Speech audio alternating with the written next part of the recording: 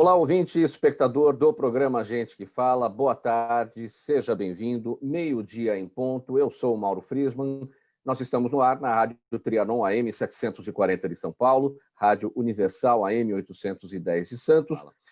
Hoje é quinta-feira, mais uma edição do Gente do MPD que Fala. É uma parceria nossa com o movimento do Ministério Público Democrático e o apoio da CBDL, a Câmara Brasileira de Diagnóstico Laboratorial. Eu apresento os nossos convidados a partir de agora, o Sérgio Mena Barreto, escritor e gestor de marketing e recursos humanos. O Sérgio é presidente executivo da Abrafarma, a Associação Brasileira de Redes de Farmácias e Drogarias. Sérgio Mena Barreto, tudo bem por aí? Seja bem-vindo ao Gente que Fala.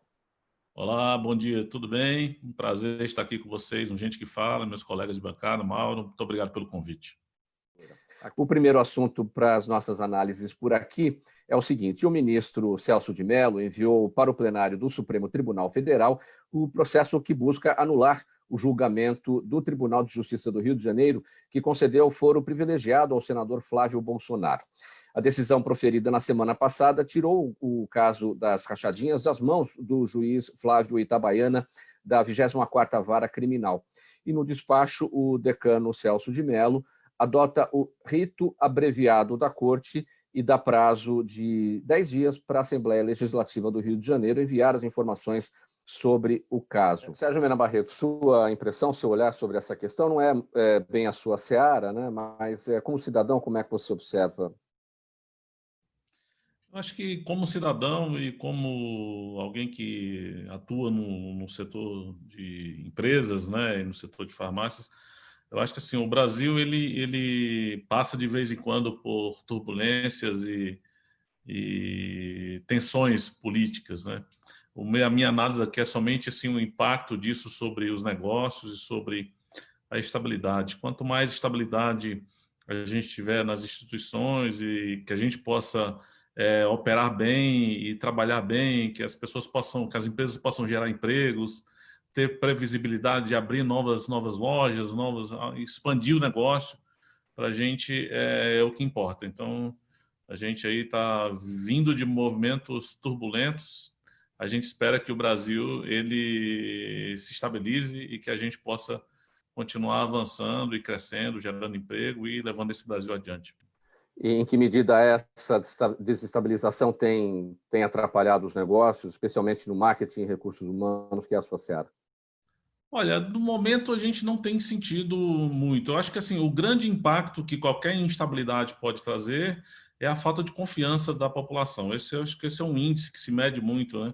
E quando a população assim perde a confiança nas instituições ou perde a confiança, digamos, no futuro, né, não vê um futuro muito claro, ela acaba retraindo o seu investimento, a sua compra, né, o seu desejo de avançar. Então, o ser humano tem muita questão do medo também, né? Então, toda a instabilidade leva a esse movimento de retração do consumo. Então, isso é uma parte também importante, não é só, claro que a sociedade não vive só disso, mas é uma parte importante para a gente saber que tem gente que tem emprego, gera emprego, tem gente que depende disso, né? Então, a gente torce para que tudo esteja sempre o mais estável possível. Uma pesquisa do Data Poder 360 apontou que 76% dos brasileiros dizem haver preconceito contra negros no Brasil por causa da cor da pele. Para 12% da população, o racismo não existe no país. Além da percepção sobre a existência do racismo no Brasil, a pesquisa fez a seguinte pergunta aos entrevistados: você tem preconceito contra pessoas negras? O resultado do levantamento mostra que 28% dos brasileiros afirmam que sim, enquanto 59% dizem que não. Mena Barreto, sua avaliação.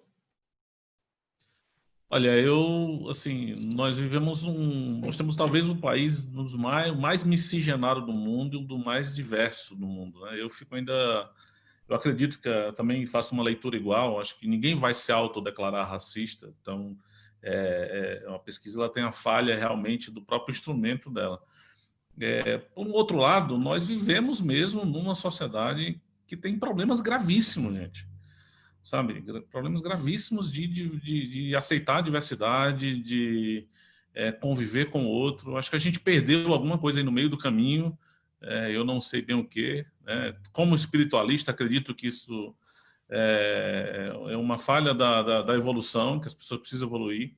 Mas, por exemplo, eu vou derivar um pouco esse tema do racismo para falar da violência contra a mulher.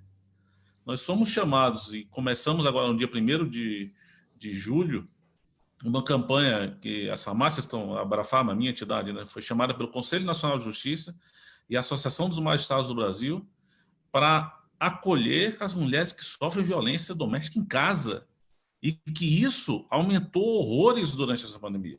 Então, nós criamos uma campanha chamada Sinal Vermelho contra a Violência, que a mulher chega lá com um batom vermelho na mão, um X, e a gente liga para a polícia, o papel da farmácia é acolher essa mulher, ligar para a polícia, e a gente já teve casos de mulheres que fugiram de casa. Quando eu fiz a primeira reunião com a MB, com a presidente da MB, o CNJ, eu imaginei que os casos seriam poucos. No primeiro dia, no dia seguinte da campanha, uma mulher fugiu de casa, toda cheia de hematomas, para ir na farmácia pedir socorro. Então, assim, nós vivemos ainda um mundo, assim, quando eu me deparo com 50 mil mortes por ano, assassinatos por ano, isso é mais que uma guerra, né? E você mata, a maioria das vezes, aliás, não tem motivo para matar, né? Então, você tem violência contra a mulher, racismo, assim, ampliando um pouco, fazendo uma elucubração aqui até filosófica. Gente, eu acho que a gente precisa, como nação, repensar os valores e colocar esse tema como ordem do dia, o dia inteiro, sabe? O apreço pelo ser humano, a diversidade. Ninguém aqui é totalmente branco. Todos nós, esse aqui, ó, eu sou... meu avô era índio, né? Então, nós temos uma sociedade multifacetada no Brasil, né? Então, e eu acho que a gente precisa, sinceramente, refundar o Brasil com relação à questão dos valores humanos. No último domingo, o jornal Folha de São Paulo publicou o projeto especial O que foi a ditadura, que disseca os fatos do regime militar entre 1964 e 1985. Para a professora Catherine Hochstetler, acredito que seja assim o sobrenome dela, que é da Escola de Economia e Ciência Política de Londres, a iniciativa é importante não apenas para os mais novos, que não viveram sob o regime. Segundo ela, é importante também relembrar a campanha Diretas Já. As palavras da professora, é fundamental olhar para trás e relembrar um momento em que praticamente todos viam que a ditadura não havia funcionado e a democracia, com todas as suas falhas, era o caminho que eles escolhiam. Concluiu aqui a professora Catherine, da Escola de Economia, Escola de Ciência Política Escola de Economia e Ciência Política de Londres. Ana Barreto, os crimes de Estado cometidos naquele período sombrio da ditadura, aqueles crimes até hoje não esclarecidos, em que medida isso compromete o Brasil de hoje? Isso atrapalha o Brasil de hoje? Bom, vou vincular essa pergunta à anterior da violência, e na verdade eu me referi ao racismo, e indo ao extremo. Ou seja, a gente é tão racista que no final a gente mata as pessoas por isso, né? Então eu vinculei o racismo à violência. Então eu usei o exemplo da mulher, mas se mata gay, se mata assim pessoas que não são, que teoricamente são diferentes de você. Se a gente for pôr um viés espiritualista aqui, isso vai dar uma grande discussão, né? Mas bom, eu vi essa matéria da Folha. Acredito sim que a gente não pode esquecer os fatos que aconteceram e que, de certa forma, discussões que continuam acontecendo, né? E que impactaram o nosso país e continuam impactando essas gerações novas. Realmente, eu sou um que não vivi esse período tão fortemente, mas estudei sobre isso. Acho importante a gente conhecer as lutas pelas quais a gente passou no país e a maneira como e os desdobramentos disso, né? Então, e acho que os jovens têm que ser alertados e a sociedade inteira não pode esquecer disso. Como ir à Alemanha e entender e visitar os monumentos, entender tudo aquilo que os judeus sofreram, para que isso não possa se repetir, né? Para que a humanidade não possa fazer do mesmo jeito. Então, acho que esse lembrete é um lembrete que vale a pena estar sempre também outra bandeira e uma outra coisa que a gente tem que estar lembrando sempre. Nós somos uma democracia muito jovem, né, gente? Somos um país muito jovem e a gente está aprendendo, mas a gente não pode esquecer os erros. Sérgio Mena Barreto, vamos aqui falar sobre um assunto ligado a questão da pandemia, a coordenação do Programa de Avaliação de Kits para Coronavírus publicou ontem uma nota de repúdio às declarações da microbiologista Natália Pasternak, feitas ao programa Roda Viva na segunda-feira. E no programa, a Natália Pasternak falou sobre a ineficácia dos testes sorológicos vendidos em farmácias. Segundo ela, a maioria desses testes rápidos de farmácia não é bom. Eles são ruins. Além de tudo, a qualidade deles é duvidosa, a sensibilidade deles é baixa, eles podem dar muito erro de falso positivo como de falso negativo. São palavras aqui da microbiologista Natália Pasternak. Como a Abrafarma, da qual você é presidente executivo, o Sérgio Mena Barreto, recebeu essa manifestação da microbiologista? É uma manifestação totalmente equivocada. A própria nota da Câmara Brasileira de Diagnóstico Laboratorial, e junto com o SBAC, SBPC, apontam para isso. Na verdade, a gente tem testes diferentes para cada momento da doença, né? Então, você tem um teste que você faz, aquele do SWAB, que você vai identificar se a pessoa está com vírus, ou seja, e aquele teste feito um tempo depois, ele não vai mais ter eficácia. O teste da farmácia, o que ele faz? Ele mede os anticorpos, ou seja, como o seu corpo está reagindo. Então, uma vez que você faz o protocolo correto, usa o protocolo correto, ou seja, a pessoa tem que ter 10 dias de sintomas, e essa medida que o tempo vai passar, né, essa memória, digamos assim, de ter tido contato com o vírus, ele vai aumentando. Então, o seu corpo vai desenvolvendo mais anticorpos. Então, se você souber o momento exato para usar o teste, depois dos 10 dias de sintomas, etc., e usar o protocolo correto, esse é um teste absolutamente adequado para ajudar o Brasil a superar essa crise, né? Hoje a gente já tem, na Abrafarma, depois de 2 meses de lançado, aprovado pela Anvisa, a gente realizou já quase 150 mil testes, dos quais 14,60% deram positivo para a Covid-19. E todos esses resultados compõem o sistema do SUS, compõem o sistema do Ministério da Saúde. Então, tanto positivo como negativo. Então, a coisa mais interessante de se fazer um teste como esse é justamente ajudar os governos a definir as políticas, as aberturas. A pessoa que teve Covid, muita gente tratou da mãe com Covid, tratou do tio, provavelmente teve contato com a doença, ou mesmo teve a doença e teve que ficar 14 dias em casa e agora precisa saber, será que eu estou pronto para sair? Será que o meu teste, o IgM, já vai dar negativo e o IgG, que é o que mede a memória ao longo do tempo, né, o aumento de anticorpos, vai dar positivo? Se o IgG der positivo, ok, eu já posso sair de casa, eu já posso retomar minha atividade, já posso ter contato de novo com a família. Então, esses testes ajudam sim e são fundamentais. Eu acho que foi uma fala infeliz, eu nem assisti, né? Eu reagi à nota que a própria CBDL publicou, mas o teste sim tem o seu valor, é reconhecido e a população tem utilizado isso para também ajudar a tomar as próprias decisões dela. Sérgio, eu vou fazer uma pergunta aqui, aproveitando a esteira desse assunto. É uma pergunta da nossa audiência. A Fátima Nunes está no Instagram acompanhando. Ela pergunta por que, mesmo após meses de pandemia, o número de testes no Brasil ainda é tão baixo. É uma questão financeira somente? Pergunta ela. Nós estamos concorrendo com o mundo, esse é o problema, né? Então, ontem, acabou de sair a notícia hoje que os Estados Unidos compraram todas as drogas do mundo de um determinado princípio ativo para tentar combater a pandemia. Então, deixou o mundo sem droga. Essa droga não está mais disponível para os outros países. Então, infelizmente, e assim, no Brasil a gente produz muito pouco princípio ativo. Então, tudo vem de fora. Os testes, 90% deles vêm de fora, vêm da Índia, vêm da China.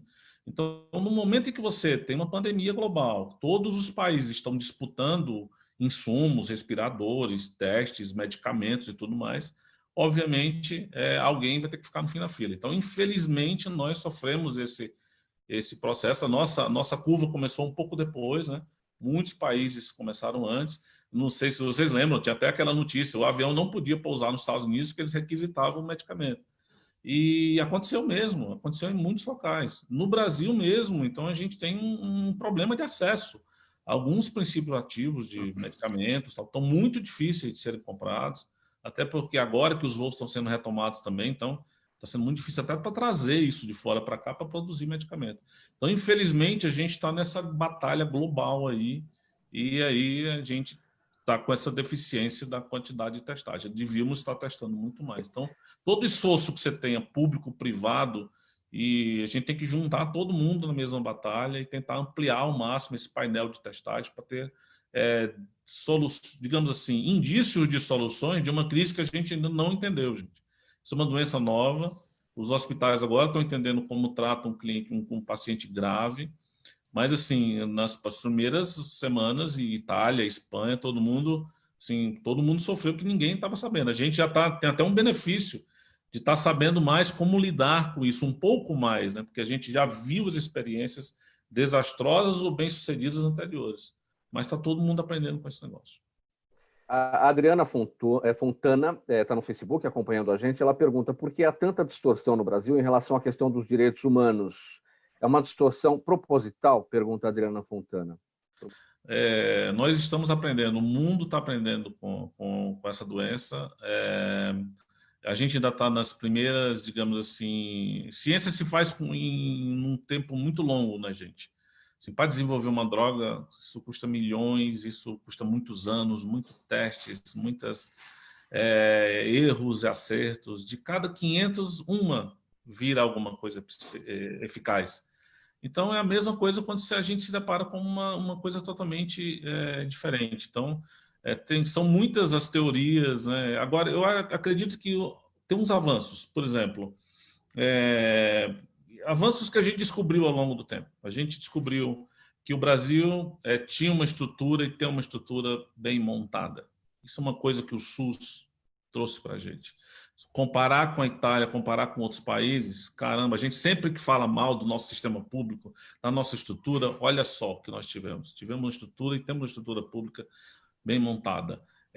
Ok, o grande medo era ter uma grande invasão de necessidade de muita cama, muito respirador, muito que é uma coisa que a Itália passou, que os outros países passaram, que a gente está relativamente respondendo bem a essa crise. Então, eu acho que o que sai daqui, eu vou pegar um gancho aí na sua fala, é o seguinte, os aprendizados. A gente não pode deixar de investir no sistema público. A gente tem que entender que o Brasil é assimétrico e que tem locais que... Eu sou lá do Ceará. Sei lá, dos meus 500 e poucos municípios do Ceará, eu não sei quantos têm leite de UTI. Talvez uns 40 tenha. Então, assim, essa crise mostrou que a gente tem uma rede instalada, que é subfinanciada, que a gente precisa melhorar, mas que se a gente trabalhar em cima dessa estrutura que a gente existe, sim, é possível a gente atender a população. E agora o encerramento do Sérgio Mena Barreto. Obrigado pelo convite. Só deixar um lembrete, todo mundo continue cuidando de si mesmo, cuidando dos outros, para que a gente possa superar esse momento o mais rápido possível. O agradecimento a todos que participaram dessa edição do Gente do MPD que Fala, uma parceria nossa do programa Gente que Fala com o Movimento do Ministério Público Democrático e o apoio da Câmara Brasileira de Diagnóstico Laboratorial. Muito obrigado pela audiência. Tchau, até amanhã.